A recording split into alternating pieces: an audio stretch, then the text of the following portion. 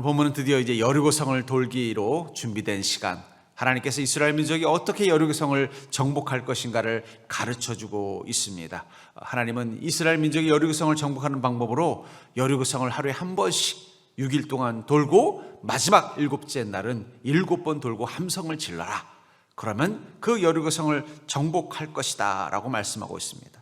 이 여리고성의 승리는 이 견고한 요새, 이 여리고성을 하나님의 힘으로만 무너뜨렸다는 이 사실이 우리에게 이 여리고성 사건이 감동이 되는 것 같아요. 우리가 성경에 보면 많은 말씀들 중에 보면은 참 우리에게 특별히 감동되는 것 중에 이 여리고성이 무너지는 사건도 감동이 되는 이유 중에 하나는 뭐냐면 그것이 우리 인간의 수고의 힘으로 이루어진 게 아니라 오직 하나님의 능력으로만 무너졌다는 것입니다.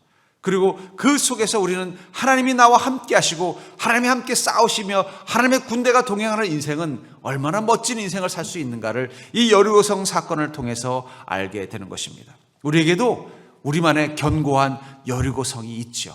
오늘 본문 1절에 보니까 이 여리고성을 뭐라고 말하냐면 여리고 이스라엘 자손들로 말미암아 여리고는 굳게 닫혔다. 이 굳게 닫혔다라는 말이 히브리어로 사가르라고 해서 닫히다라는 말을 2번 반복해서 썼어요. 우리가 번역할 때 굳게 닫혔다라고 번역했지만 그 원어를 그대로 번역한다면 닫고 또 닫았다 이런 뜻이에요. 그러니까 어떻게 됐다는 거예요? 절대 안 열릴 정도로 아주 단단하게 폐쇄시켰다는 것입니다. 왜 그렇습니까? 이스라엘 사람들은 한 명도 그 성 안에 들어오지 못하게 하려고 하는 것이죠. 우리에게도 우리 인생 가운데 여리고성이 있어요. 너무나 견고해서 우리의 힘으로는 열 수 없는 인생의 문제, 우리의 힘으로는 해결할 수 없는 어떤 큰 장벽, 그것을 우리는 성경 속에서 이 여리고성을 통해서 발견할 수 있다는 것입니다. 그리고 그런 여리고성과 같은 문제 앞에서 하나님 우리에게 어떻게 하면 그 우리 인생의 큰 정말 우리 힘으로는 열 수 없는 이 사카르 그냥 너무 견고하게 닫혀있는 이 문제를 어떻게 열 수 있는가를 뭐라고 말씀하시냐면은 하나님의 능력으로, 하나님의 힘으로 가능하다고 말씀하고 있다는 것입니다. 그렇다면 사랑하는 성도님들, 여러분들의 인생 가운데 그 여리고성과 같은 곳, 여러분들의 힘으로는 결코 열 수 없는 그 견고한 문과 같은 그곳, 견고한 벽과 같은 그곳을 허물 수 있는 방법은 무엇일까요? 오늘 성경을 통해서 우리 인생의 견고한 문제들을 허무시는 하나님의 능력을 경험하는 그리스도인은 어떤 모습인지를 여러분들이 깨닫고 그것을 통해서 여러분들의 인생의 여리고성 앞에 설 때마다 하나님의 능력으로 그 문을 여는, 하나님의 그 권능으로 그 성벽을 허무는 믿음 되기를 주의 이름으로 축복합니다. 여리고성을 무너뜨린 하나님, 동일한 하나님이 여러분들과 함께하는 하나님인 것을 믿으시기를 주의 이름으로 축복합니다. 먼저 우리가 알 수 있는 것은 뭐냐면 믿음의 확신은 하나님의 싸우심의 증거라는 것입니다. 우리 믿음이 확신이 생길 때 지금 하나님이 싸우고 계시는구나. 2절을 보시면 여호와께서 여호수아에게 이르시되 보라 내가 여리고와 그 왕과 용사들을 내 손에 넘겨주리니 하나님이 여호수아에게 뭐라고 말하고 있어요? 여리고와 그 왕과 용사를 누구 손에 넘겨준다고 말씀하고 있어요? 여호수아의 손에 넘겨주겠다고 말씀하고 있는 것입니다. 이 여리고성은 어쩌면 40년 전 이스라엘 민족을 대표하는 12지파의 12정탐꾼이 이 가나안 땅을 정탐하러 갔다 왔을 때 그들을 가장 두렵게 만들었던 것 중에 하나가 어쩌면 이 성벽일 수도 있어요. 여리고라는 곳에 가봤더니 그 성벽이 얼마나 높고 단단한지 우리가 도저히 그 성을 무너뜨릴 수 없다. 그 문은 얼마나 단단하게 굳건하게 잠겨져 있는지 우리가 이 60만 명의 대군이 밀어붙여도 절대 뚫리지 않을 것이다. 불가능하다 하는 절망을 표현했던 것들 중에 어쩌면 이 여리고성도 있었을 것입니다. 그런 그 여리고성 앞에서 여호수아도 근심하고 있었을 거예요. 왜냐하면 여호수아도 그때 정탐꾼 중에 한 명으로 갔었거든요. 그때 보고 놀랬던 그 여리고성, 과연 내가 이제는 모세 뒤를 이어서 이스라엘 군대를 이끄는 최고 사령관이 됐지만 과연 그 성을 무너뜨릴 수 있을까? 두려움이 먼저 앞섰을 거예요. 그때 하나님이 오셔서 뭐라고 말씀하셨다는 거예요? 내가 그 여리고와 그 왕과 용사를 너의 손에 넘겨주겠다. 그 약속을 하셨다는 거예요. 그 음성을 듣는 순간 여호수아는 확신이 생겼습니다. 하나님이 그렇게 약속하셨다면 그 여리고성은 반드시 무너질 것이다. 그 용기를 가지고 그런 이스라엘 군대를 이끌고 여리고성을 정복하러 간 것입니다. 성경에 보면은요, 어떤 믿음이 어느 순간 확신으로 바뀌는 타이밍이 있는 경험을 하는 그리스도인들이 있어요. 다윗도 그렇죠. 어린 소년 다윗은 형님들을 소위 말하는 그 국내 그 면회를 간 거예요. 갔더니 보니까는 이스라엘 군대들은 다 겁에 질려 있었고 그 이스라엘 군대 앞에는 골리앗이라는 이 블레셋의 용맹한 장수가 이스라엘을 조롱하고 있었습니다. 형님들도 겁에 질려가지고 괜히 자기 얼굴이 보이면 자기한테 싸우자고 할까봐 숨어서 나오지도 못하고 있는 그 순간 다윗의 마음 가운데 확신이 생겼어요. 어떤 확신이요? 하나님이 오늘 저 골리앗과 내가 싸워서 이기게 해줄 거라는 확신이 생긴 거예요. 철딱서니가 없어서 나선 게 아니라는 거예요. 그때 아마 형님들은 그러지. 너희 지금 여기가 무슨 놀이터인 줄 알아? 빨리 집에 가. 큰일 나다고 뭐하러 왔어? 빨리 아버지가 주려고 보내준 그 음식이랑 있으면 그거 놓고 빨리 가. 너 여기가 무슨 장난쳐 치는 데인 줄 알아? 구박을 했지만 이 다윗의 마음에 뭐가 있었던 거예요? 믿음이 주고 확신이 있었다는 거예요. 오늘 저 골리앗을 하나님이 내 손에 붙이셨구나. 마치 여호수아에게 하나님께서 뭐라고 말씀하셨어요? 보라, 내가 여리고와 그 왕과 용사들을 내 손에 넘겨주겠다고 한 것처럼 말입니다. 그래서 사무엘상 17장 46절부터 47절에 오늘 여호와께서 너를 내 손에 넘기시리니 다윗이 골리앗 보고 한 말입니다. 그가 그런 말을 할 수 있었던 이유는 뭐예요? 여호수아에게 하나님 말씀하신 것처럼 다윗아, 너희 눈앞에 저기 이 등치 큰 저 호대 큰 서자원같이 생긴 저 친구 보이지? 걱정하지 마라. 오늘 그 골리앗을 너의 손에 넘길 것이다. 그 말을 듣고 다윗이 벌떡 일어나서 뭐라고 말하는 거예요? 야 골리앗, 오늘 여호와께서 너를 내 손에 넘겨줄 것이다. 또 여호와의 구원하심이 칼과 창에 있지 않냐을 이 물에게 알게 하리라. 전쟁은 여호와께 속한 것이즉 그가 너희를 우리 손에 넘기리라. 너뿐만 아니라 이 블레셋 군대들도 우리 손에 넘길 거다 라고 어린 소년 다윗이 큰 소리로 당당하게 외치는 걸 보고 제일 기가 막혔던 건 누굴까요? 골리앗일까요? 아니에요. 이스라엘의 군대예요. 아이고 참 이런 창피하게 제가 지금 뭐 하는 거야 지금 했을 거라는 거예요. 근데 어떻게 다윗은 그렇게 할 수 있었어요? 그의 마음 가운데 확신이 있어요. 저도 이렇게 어떤 우리 성도들에게 어떤 막 기도를 해주고 할 때 보면은요, 저도 모르게 막 기도할 때 확신이 올 때가 있어요. 이분 지금 하나님께서 강력하게 응답하시는구나. 그러면요 정말 그 문제가 확 해결이 되는 게 느껴져요. 어떤 분은 기도하면 이게 확신이 안 와요. 이상하다. 왜 이분한테 기도하는데 이게 확신이 안 오지? 그러면 그 문제를 해결 안 되더라고요. 왜냐하면 능력은 저에게 있는 게 아니라 누구에게 있는 겁니까? 성령께 있는 것입니다. 그 성령께서 그 역사하실 때 저에게 이렇게 그 기도하는 이 자에게 사인을 주는 거예요. 봐라, 내가 오늘 너의 손을 통해서 내가 오늘 확실하게 보여줄게. 너의 손에 붙이게 해줄게. 이런 느낌이 올 때 보면은 정말 성령이 강력하게 역사해서 막 병이 낫기도 하고 막 성령의 역사가 나타날 때가 있고, 어떨 때는 아무리 해도 이게 안 느껴질 때가 있다는 거예요. 그러니까 여러분들 어느 순간 여러분들 간절히 주님께 어떤 문제를 가지고 기도하는 여러분들의 마음 가운데 막 믿음의 확신이 생긴다면 그 뭘 의미하는 거예요? 지금 하나님께서 이 문제를 내 손에 붙이셨구나. 하나님께서 이 문제를 내 손에 붙였다는 얘기는 무슨 얘기예요? 하나님이 싸우신다는 거예요. 다윗이 뭐라고 말했어요? 너는 칼과 단창으로 내게 나오거니와 나는 만군의 하나님 여호와의 이름으로 내게 나가노라. 하나님이 싸우시는 거예요. 전쟁은 하나님께 속했다라는 말은 무슨 얘기예요? 내가 싸우는 게 아니라 하나님이 싸우신다는 뜻입니다. 우리 안에 믿음의 확신이 있는 그 순간 우리는 그 문제가 하나님의 능력으로 역사할 것을 느낀다는 거예요. 그러니까 여러분들이 어떤 문제 앞에서 그 문제를 빙빙 도는 여리고성을 도는 것처럼 돌 때 여러분은 어떤 마음으로 기도해야 될까요? 하나님 제 마음 가운데 확신을 허락하여 주옵소서. 하나님 응답하셨음에 대한 확신, 하나님이 역사하셨음에 대한 확신. 그 확신이 생기면 그냥 그것은 내 마음속에 확신이 생긴 게 아니라 하나님의 역사심이 일어나기 시작했다는 것을 뜻하는 것입니다. 마태복음 14장 28절부터 31절에 보면 이 베드로가 무리를 걷는 사건이 있죠. 그때 베드로는 이렇게 주님께 말합니다. 저 풍랑 위를 걸어오시는 주님을 보면서 주여, 만일 주님이시거든 나를 명하사 무리로 오라 하소서. 그때만 해도 베드로의 마음 가운데 어떤 확신이 있었어요? 저 무리를 걸어오시는 주님이 내게 오라고 말씀만 하시면 나는 이 무리를 걸어갈 수 있겠구나. 믿음의 확신이 생긴 거예요. 그때 주님 뭐라고 말씀하셨어요? 그래, 와라. 그랬더니 베드로가 망설임 없이 그 배에서 뛰어내려서 무리를 걸었습니다. 믿음의 확신이 있는 동안 그는 무리를 걷고 있었다는 거예요. 근데 바람을 보고 무서워하는 순간 그는 점점 빠지는 것을 느낍니다. 그때 주님이 이렇게 말씀하시죠. 그를 붙잡으시면서 이 믿음이 적은 자여 왜 의심하느냐. 이런 믿음과 두려움은 상극입니다. 믿음이 강한 사람은 두려움이 없어요. 왜 두려움이 없어요? 확신이 있으니까. 확신이 있으면 두려움이 없어요.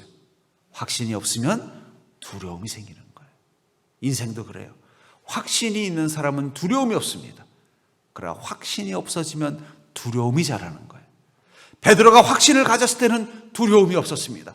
두려움이 없을 때는요, 그는 풍랑 위를 걸을 수 있는 자로 살아갈 수 있었어요. 그러나 그의 마음 가운데 두려움이 생기는 순간 믿음의 확신은 약해지고 그 순간 그는 점점 그 풍랑 속에 빠져 들어갔다는 거예요. 그러므로 사랑하는 성도님들, 지금 여러분들의 인생이 여리고 앞에서 그 풍랑 위에서 어떤 믿음의 자세를 가지고 있냐는 거예요. 어쩌면 그 문제를 해결하는 가장 중요한 첫 번째 태도는 내 안에 믿음의 확신을 회복하는 것입니다. 주님, 제가 이 여리고 성벽과 같은 문제 앞에서 하나님의 약속과 응답에 대한 확신이 있게 하여 주옵소서.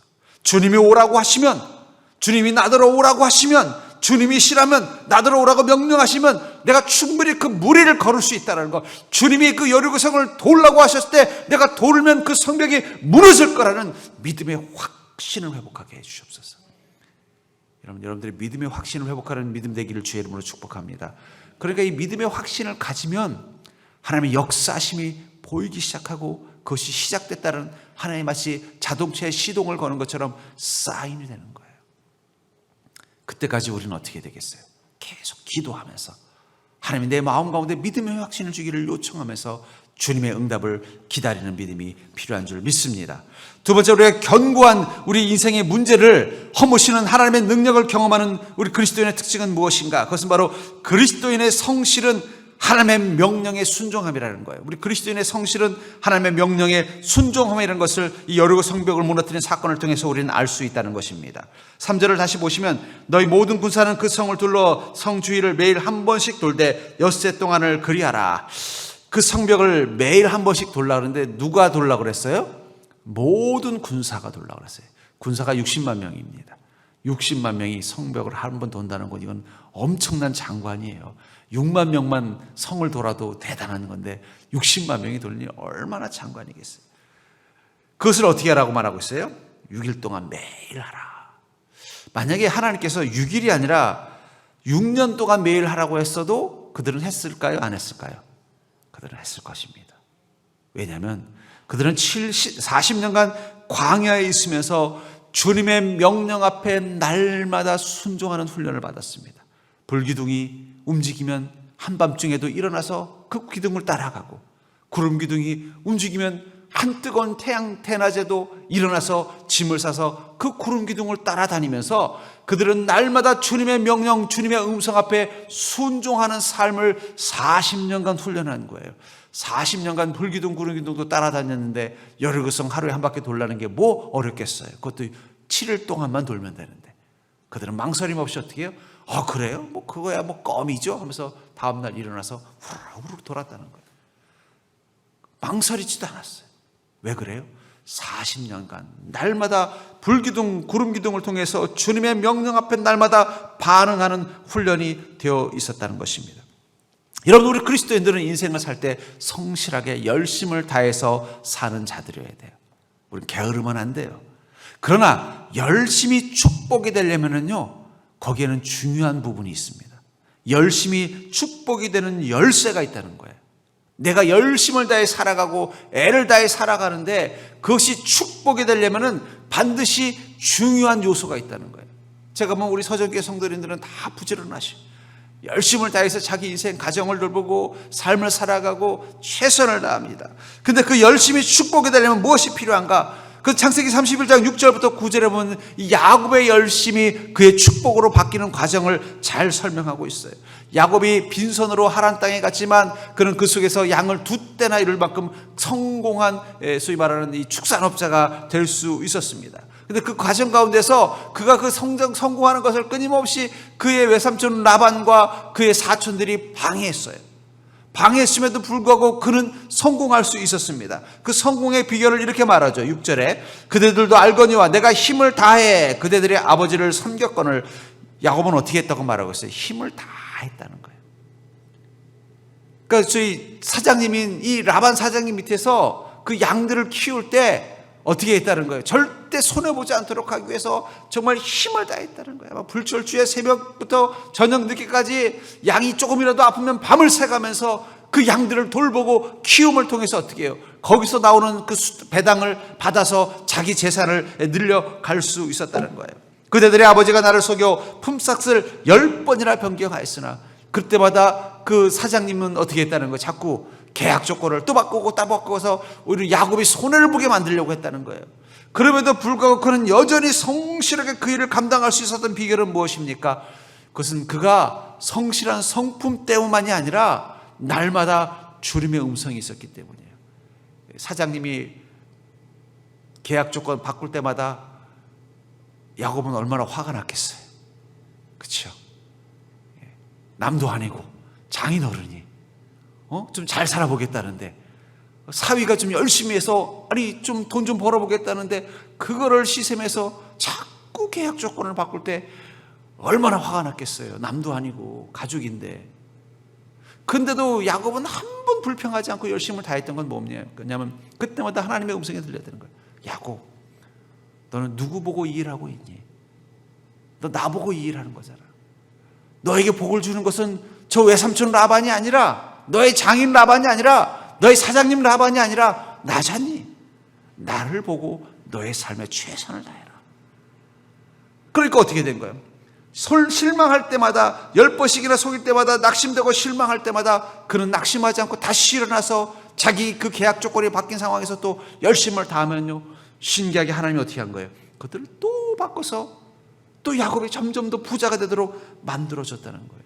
여러분, 세상에는요, 우리 인생에 라반이 있습니다.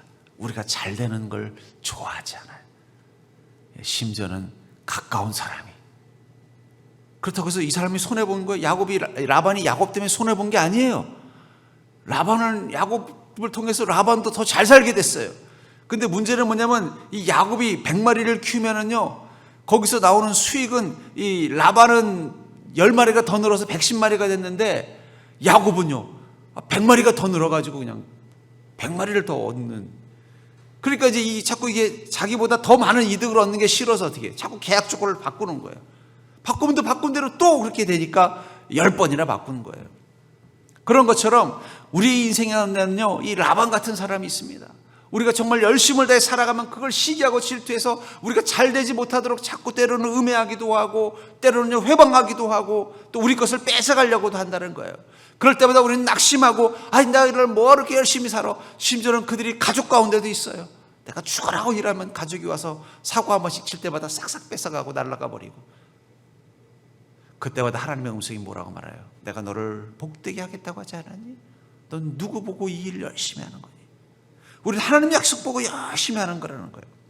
그것이 가능할 수 있었던 비결은 무엇입니까? 그것은 야곱이 날마다 주님의 음성 들으면서, 주님, 어젯밤 또 외삼촌이 또 계약 조건을 바꿨는데 아유 일할 맛이 안 나네요. 어떡할까요? 그럼 또 하나님 뭐라고 말씀하시는 거예요? 걱정하지 마라. 계약 조건 바뀌었다고 나의 축복이 바뀐 건 아니다. 넌 열심히 가서 또 그 계약 조건에 맞게 그 양들을 키워라. 이제는 뭐 얼룩양이 아니라 이제는 뭐 머리 벗겨진 양이 네 양이라면은 내가 그 양들 100마리 만들어 줄 테니까 열심을 다해라. 그럼 그 음성 믿고 또 어떻게 한 거예요? 똑같이 새벽같이 나가서 열심을 다해서 그 양들을 돌봤더니 2대나 이루는 큰 축산업의 부자가 될 수 있었다는 거예요. 여러분들, 우리가 성실함을 다하되 그 성실함이 우리의 성품이어서는 안 되고 날마다 주님의 명령을 순종하는 성실함이 되어야 된다는 거예요. 오늘도 주님이 내게 주신 그 말씀을 따라서 세상 바라보면요, 라반과 같은 사람들, 라반과 같은 상황들을 보면은요, 자꾸 낙심돼서 아유 하고 싶지 않고 때려치고 싶고 열심히 하고 싶지 않고 뭐 이렇게 살아봤자 뭐 나한테 돌아오는 건 없는데 억울한 마음 생기겠지만 우리는요 주님의 약속을 믿기 때문에 주님이 오늘도 내게 하라고 하시는 그 음성을 따라서 우리 삶에 열심을 다해서 한결같이 주님의 음성을 따라 가는 것입니다. 그러니까 그리스도인의 열심은요, 어떤 일을 열심히 하는 게 아니라 날마다 주님의 음성을 듣고 그 음성 앞에 순종하는 게 열심이에요. 주님, 제가 오늘 이런 일을 해야 되는데 어떻게 할까요, 주님? 그럼 주님 뭐라고 말씀하실까요? 그래, 너 그거 참 힘들겠는데 쉬어라, 이럴 때도 있지만 용기 내서 가서 부딪혀보고 한번 싸워봐라. 그러면 뭐 주님이 하라고 하셨으니까 저 한번 가겠습니다 하면요, 가보면 상황이 어떻게 돼요? 바뀌어 있는 거예요. 오히려 그것이 내게 더 복이 되는 거예요. 날마다 주님의 음성을 듣고 그 음성을 따라 매일같이 순종하는 것이 성실이 될 때 그 성실에는 축복의 열매가 맺는 거예요. 그렇기 때문에 여러분들, 순종이 없는 믿음은 열매가 없습니다. 믿음은 있다고 하는데 날마다 주님의 음성 듣고 그 음성 앞에 순종하는 믿음의 삶이 없으면요, 열매가 없어요. 옛날에 부흥회 많이 할 때 보면요, 그 목사님들이 제일 실망되는 게 뭐냐면, 성도님들이 부흥회 한번 하면 은혜를 받는데요, 은혜를 받으면 속으로 그러는데 이번에는 얼마나 갈까? 한 달 지나고 나면 다시 원위치가 된다. 그렇다고 매달 부흥회 할 수도 없고. 근데 그 은혜를 받고 그 은혜를 놓지 않고 계속 그 은혜를 가지고 주님의 음성을 따라 똑같이 한결같이 하는 사람들은 결국은 복을 누리게 되더라는 거예요. 그러니까 여러분, 우리가 성실하게 산다는 건요, 날마다 주님의 음성 앞에 귀를 기울이고, 주님, 오늘은 제가 어떻게 살까요? 그럼 주님 말씀하시는 대로 그냥 사는 거예요. 그러면 그것이 쌓여서 무엇이 되는 거예요? 축복의 열매를 맺는 거예요. 그래서 순종이 없는 믿음은 열매가 없습니다. 또 믿음이 없는 열심은요, 믿음은 없고 그냥 열심만 있는 거예요. 그럼 어떻게 될까요? 열매를 맺지만 이게 좋은 열매가 아니에요.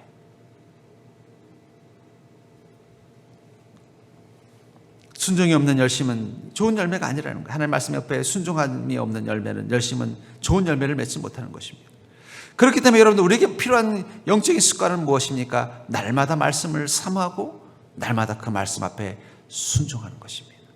요리구성을 7일간 하루에 한 번씩, 마지막에 7번 돌라고 하면은 그냥 돌고, 그 7일이 아니라 7년을 하라고 하면 7년도 돌겠습니다라는 마음을 가지고 여리고성 앞에 서는 믿음이 있으면은요, 하나님은 반드시 그 성벽을 무너뜨려 주신다는 거예요. 가끔 보면 이 일천번제라는 것을 하는 성도님들이 계셔요, 그렇죠? 근데 일천번제를 1000번 다 끝내신 분들은 아직 못 봤어요. 제 전에 섬기던 교회에서도 보면은 어떤 성도님이 자녀를 위해서 1000번제를 드리더라고요. 근데 저한테 와서 그러는 거예요. 목사님, 제가 하나님께 1000번째 드리기로 했는데 100번까지 하고는 벌써 못한 지가 오래됐습니다. 다시 시작하려고 합니다. 그러면 언제 끝났어요? 그러면 한 5년 전에 멈춰서 5년 만에 다시 시작한다. 그러니까 5년 만에 101번째 가는 거예요. 그래서 가끔 제가 궁금할 때가 있어요. 그분은 과연 1000번을 했을까? 새벽 예배를 1000번째 하겠다는 마음으로 도전하셨던 여자 집사님 계셨는데, 가끔 그분 생각날 때마다 전화 오면 물어보고 싶은데 전화를 안 하시더라고요. 전화를 안 하시는 거 보니까 1000번을 못 하신 것 같아요. 그러니까 여러분들, 하나님께서 내게 무엇인가 명령하셨다면 그 명령 앞에 여리고 성벽이 무너질 때까지, 그 라반을 통해서 주의 복을 누리게 될 때까지 계속 그 명령 앞에 순종하며 나가겠다는 그 마음. 여러분들 인생 가운데 해결되지 않은 문제가 무엇입니까? 그 문제 앞에서 여러분들이 가져야 되는 첫 번째 태도는 뭐냐면, 오늘 하나님께서 그 문제로 근심하는 내게 주신 음성이 무엇인가? 그 음성에 순종하는 마음으로, 오늘 내게 주신 그 음성의 한 바퀴를 돌겠다는 마음으로 하루하루 사시면 돼요. 근심하고 걱정할 시간에 하나님의 음성에 귀를 기울이십시오. 주님, 제 인생에 이것이 여리고 성벽입니다. 그것이 자녀의 성벽일 수도 있고, 건강의 성벽일 수도 있고, 또 어떤 직장이나 또 경제적인 성벽일 수도 있고, 다른 문제일 수도 있다는 거예요. 그때마다 여러분들은 주님 앞에 아침마다 일어나면 기도하시는 거예요. 주님, 제가 오늘은 어떻게 제 문제의 성벽을 돌면 되는지 말씀해 주시옵소서. 어떤 말씀을 주시든 그 말씀을 따라 살겠습니다라고 고백하면서 하루를 시작해 보십시오. 일주일 만에 안 된다면 7년이라도 하겠습니다라는 마음, 10번 만에 안 되면 1000번이라도 하겠다는 마음을 가지고 매일매일 그 문제를 위해서 기도하시고 그 문제 앞에 기도했을 때 주님 주시는 응답에 오늘 하루 돌아야 될 그 한 바퀴, 그 순종의 시간을 살겠다는 마음으로 매일매일 해보십시오. 그러면 어느 순간 여리고 성벽이 무너지듯 하나님의 응답의 열매를 경험하는 복된 삶이 될 줄 믿습니다.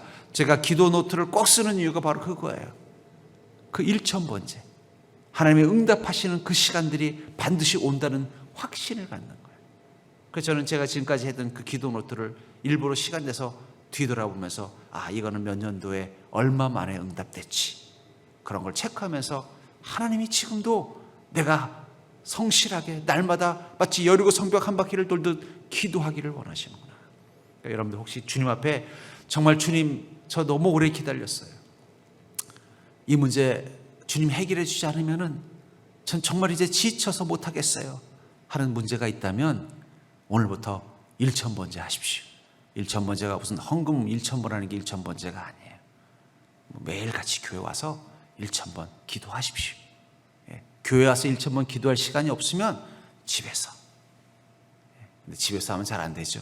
교회 오셔서 교회 우리 공연 많잖아요. 공간 본당 원하면 비밀번호 우리 사역자가 다 열어줄 테니까 와서 기도하시고 가세요.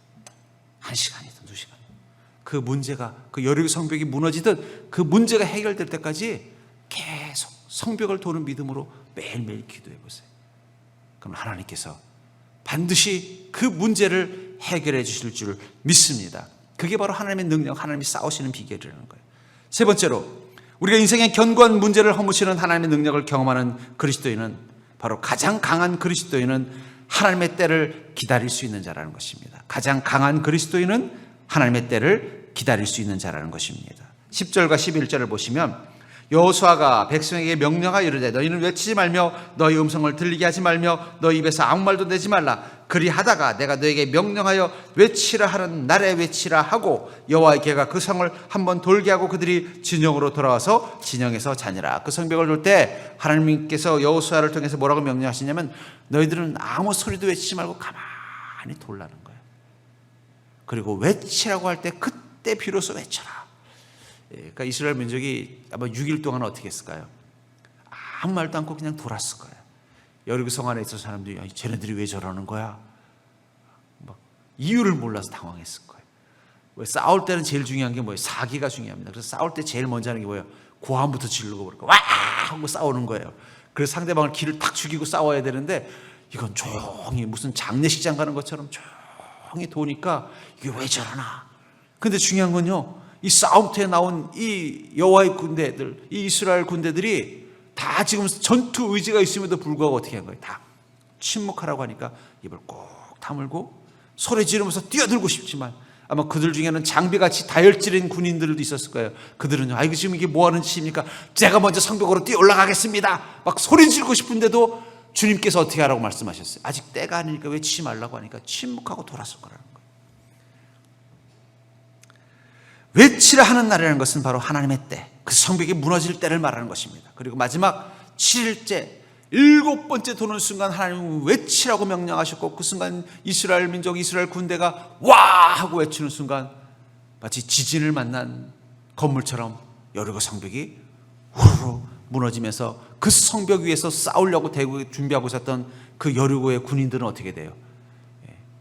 건물이 무너지면 그 안에 있었던 사람들은 다 죽는 거잖아요. 그러니까는 싸움 한번 해보지 못하고 여리고 성이 완전히 함락당한 거예요. 갈라디아서 6장 9절에 보면은 우리가 서로 행하되 낙심하지 말지니 포기하지 아니하면 때가 이름에 거두리라. 뭐라고 말씀하고 있어요? 너희가 선을 행하되 낙심하지 말지니 포기하지 아니하면 때가 이르리라. 우리가 주님의 말씀을 믿고 주님의 약속을 믿고 주님이 주시는 명령을 따라 살아가는 삶이 그리스도인에게 선입니다. 여러분, 그리스도인에게 선하리라는 것은 하나님의 음성과 관련되는 거예요. 세상이 말하는 도덕적 기준과 그리스도인의 도덕적 기준은 달라요. 세상의 도덕적 기준은 공리, 이것이 유익한 것이냐, 이 집단에게 유익이 되느냐 안 되느냐가 선의 기준이라면 그리스도인에게 선의 기준은 하나님의 음성과 관련된 거예요. 주님의 음성 앞에 순종하면 선한 것이고 불순종하면 악한 것입니다. 그런데 하나님이 악한 것을 명령하시지 않기 때문에 우리의 순종이 다 선이 되는 것입니다. 그렇기 때문에 우리의 선은 주님의 약속과 음성과 명령 앞에 순종하는 것입니다. 그런데 그 명령 앞에 순종하되 어떻게 하라고 말하고 있어요? 낙심하지 말지니. 그 말은 다른 말로 표현하면 주님의 음성을 들어도 낙심할 때가 있다는 거죠. 그렇죠? 아무리 주님이 약속을 하셨어도 그때가 더디 오면은요, 우리는 낙심할 수밖에 없는 거예요. 아니 주님, 그 약속, 제가 그 음성 들은 지가 벌써 10년이 넘었는데 여전히 저의 그 문제 해결되지 않았습니다. 낙심할 수 있죠.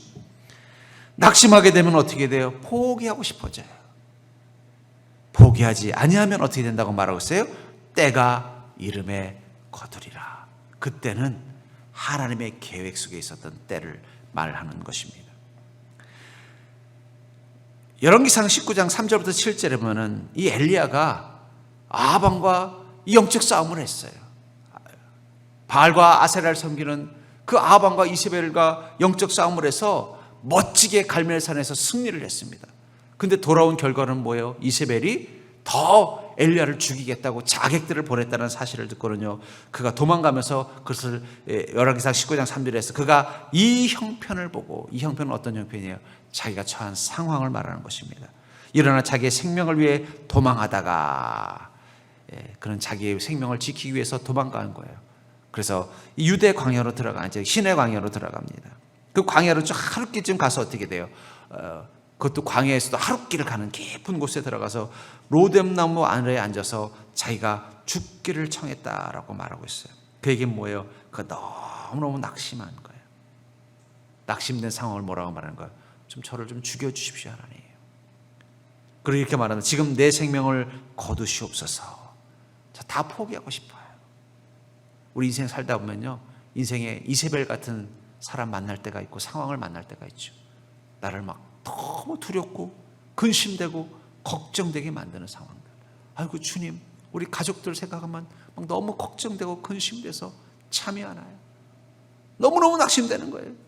근데 저는 은혜가 되는 건 뭐냐면, 이 엘리야 같은 선지자, 하나님의 권능을 행하는 사르반 여인의 그 굶주림을 해결해 줄 수 있고 그의 아들을 살렸던 이 엘리야, 하나님의 특별한 능력과 권능으로 함께했던 엘리야도 낙심할 때가 있다는 거예요.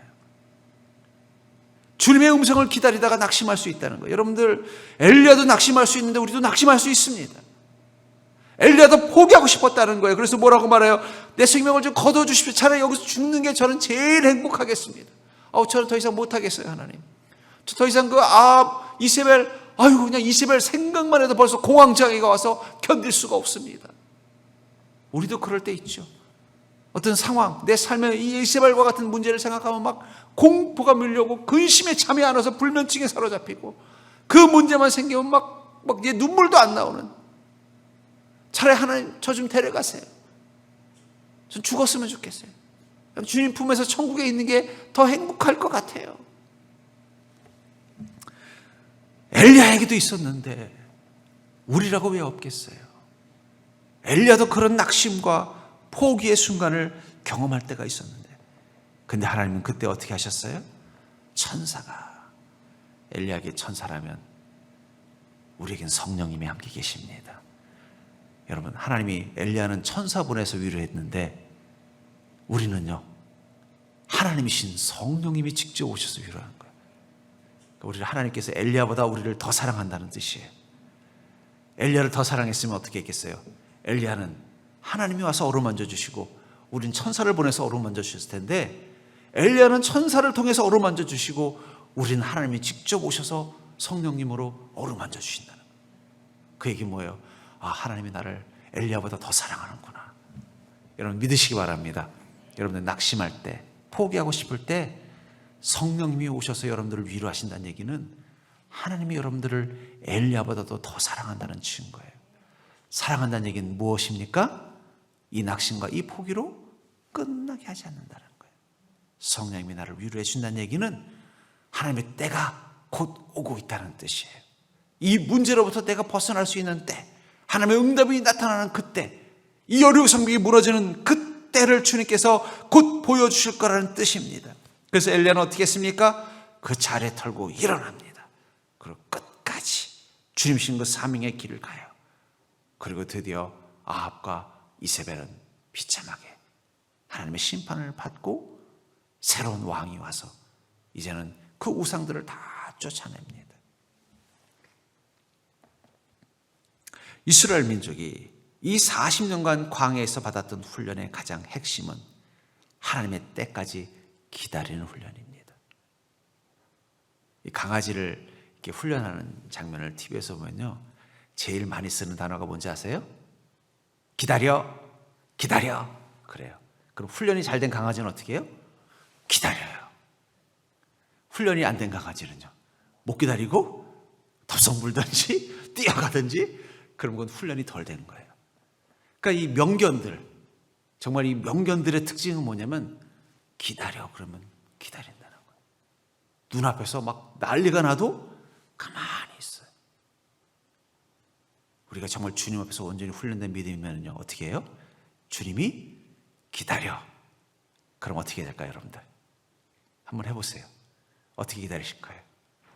손을 모으시고, 강아지가 어떻게 기다려요? 이렇게 하는 거죠. 손을 모으시고 하나님 응답하실 때까지 기다리십시오. 이스라엘 민족이 40년간 광야에서 훈련받던 가장 핵심적인 훈련은 바로 하나님이 기다리라고 말씀하시면 기다릴 줄 아는, 가만히, 그 훈련 잘 된 명견들은요, 기다리는 것도 뭐 이렇게 비틀면서 기다리는 게 아니라 어떻게 기다려요? 가만히 마치 인형처럼 꼼짝 않고 있다가 일어서! 그럼 확 일어나고, 먹어! 그러면 확 먹고, 달려! 그러면 확 달리더라고요. 우리가 정말 믿음으로 온전히 훈련된 자라면, 우리는 주님께서 기다리라고 말씀하시면 그 자리에 멈추고 낙심하지 않고 지루해하지 않고 포기하지 않고 원망하지 않고 가만히 기다리는 거예요. 여리고 성벽을 돌 때 이스라엘 민족의 표정을 한번 상상해 봤어요. 어떤 표정이었을까요? 아이고, 오늘 다 바퀴 돌아야 된다는데, 아 그래? 아이고, 빨리 끝내고 집에 가서 좀 쉬자. 뭐 시간 보고, 이런 사람이었을까요? 다 하나같이 주님의 기다림이라는 그 말씀 앞에 순종하면서 묵묵히, 거룩하게 침묵하라고 말씀하시니까 발자국 소리도 안 들릴 정도로 조용히 그들은 언약궤를 뒤따라서 여리고 성벽을 돌았을 것입니다. 하나님이 우리에게 약속하셨다면, 그 약속하신 하나님이 신실한 하나님이심을 믿는다면 하나님 반드시 우리 인생 가운데 응답하실 것입니다. 중요한 건 그때는 하나님이 정하신다는 거예요. 그때까지 우리가 해야 되는 믿음의 자세는 기다리는 것입니다. 어떻게 기다리는 거예요? 인내하면서, 포기하지 않고, 낙심하지 않고, 하나님이 반드시 그 약속을 이루실 것이라는 확신을 가지고, 확신이 있는 사람일수록 기다릴 수 있는 거예요. 그러니까 위대한 일을 한 사람들의 공통점은 뭐냐면 자신이 하는 일에 대한 확신이 있어요. 확신이 없으면요, 그 일이 이루어질 때까지 그걸 견뎌내질 못해요. 예를 들면 에디슨 같은 사람이 이 전기를 발명할 때, 전구를 발명할 때 처음부터 전구가 확 생긴 게 아니에요. 계속 실패하는 거예요. 근데도 그걸 해낼 수 있었던 건 무엇입니까? 확신이 있었던 거예요. 언젠가는 반드시 이 밝게 불이 나오는, 촛불이 아닌데도 전기를 통해서 밝게 불이 나는 것을 만들 수 있다, 된다라는 확신이 있었기 때문에 계속 실패해도 반복할 수 있었다는 거예요. 믿음의 확신은 주님의 때까지 우리에게 기다리게 해주는 힘이 되는 것입니다. 그런데 믿음의 확신이 없으면요, 결국은 우리가 낙심하게 되고, 낙심하니까 포기하게 되고, 포기하니까 하나님의 때를 경험하지 못하는 거예요. 그러니까 우리도 뭐라고 말해요? 아이고, 하나님 믿어도 내 인생에 달라진 게 없어요. 여리고 성을 무너뜨리는 힘은 어디에서 나올까요? 여호수아서 6장 20절부터 21절에 보면은, 이에 백성은 외치고 제사장들은 나팔을 불며 백성이 나팔 소리를 들을 때 크게 소리질러 외치니 성벽이 무너져 내린지라. 백성이 각기 앞으로 나아가 그 성에 들어가서 그 성을 점령하고 그 성 안에 있는 모든 것을 온전히 바치되 남녀노소와 소와 양과 나귀와 나귀를 칼날로 멸하니라. 비로소 마지막 7번째 날 7바퀴를 돌고 하나님께서 소리를 지르라고 명령하신 그 순간, 그들이 함성을 지르는 순간 여리고 성벽은 무너져 내렸습니다. 그들은 소리만 질렀어요. 그럼 여리고 성벽은 누가 무너뜨린 거예요? 하나님께서 친히 무너뜨린 것입니다. 그들의 눈앞에서 무너지는 여리고 성벽을 보면서 그들은 다시 한번 확신합니다. 하나님께서 나를 위하여 싸우시는구나. 하나님께서 나와 함께 하고 계시는구나. 지금 우리에게 필요한 것은 소리 지르는 거예요. 여러분, 오늘 우리 기도할 때 여러분들 여리고 성벽 앞에서 소리 지르는 이스라엘 민족과 같은 믿음으로 주여 외치는 자가 되기를 주의 이름으로 축복합니다. 그 소리를 지를 수 있는 그 힘, 그것은 바로 포기하지 않는 그 힘은 주님께서 우리를 승리케 하실 거라는 확신의 믿음을 갖는 것입니다. 여러분들, 그리스도인들, 하나님의 백성들은요, 하나님께서 반드시 복되게 만들어 주십니다. 믿으십니까? 중요한 것은 그것을 얻느냐 얻지 못하느냐에는 우리의 믿음의 반응에 달렸다는 거예요. 하나님의 약속은 불변입니다. 중요한 건 우리가 그 약속을 응답받을 때까지 우리가 이 여리고 성벽을 도는 이스라엘 민족과 같은 믿음이 있다면 여러분들은 반드시 여러분들의 눈앞에서 그 성벽이 무너지듯 그 삶의 문제들이 해결이 되고 하나님의 응답을 경험하는 복된 삶이 이루어질 줄 믿습니다. 그때까지 기다리는 믿음으로, 인내하는 믿음으로, 주님이 외치라고 명령하시면 외칠 수 있는 믿음으로 하루하루 주님과 동행하는 걸음 될 수 있기를 주의 이름으로 간절히 축복합니다.